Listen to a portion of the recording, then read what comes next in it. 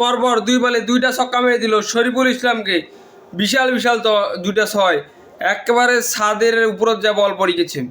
97 metre একটা 6, ছাদ বরাবর বলটা চলে গেছে। শেখ মেহেদী তো দেখাচ্ছে এটা কি চলে গেল মাথার উপর দিয়া।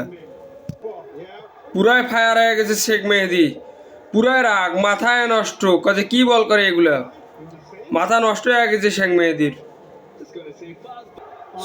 6 2টা দেখেন একবার, একেবারে বিগ 6, এটা তো ছাদের উপর ছাদ বরাবর চলে গেছে। 97 মিটার একটা 6, বিগ 6। শেখ মেহেদীর মাথা পুরাই নষ্ট হয়ে গেছে। পরে বলে আবার 4 মেরে দিয়েছে। শেখ মেহেদী তো মাথা গরম। আবু হায়দার রনি দিতেছে সান্ত্বনা, মাইটটা কান্ডায় লেগে চলে গিয়েছে। সবারই মাথা বর্তমানে গরম চলতেছে। শরীফুল না, খালেদ আহমেদ নিয়েছে 4 বলে 16 রান। শরীফুল এখন মাত্র লাগে 8 বলে 26 রান। 4টা একবার দেখেন, একা দুম করে মার দিয়েছে, কান্ডায় লেগে চলে গিয়েছে পিছন দিক দিয়া। 4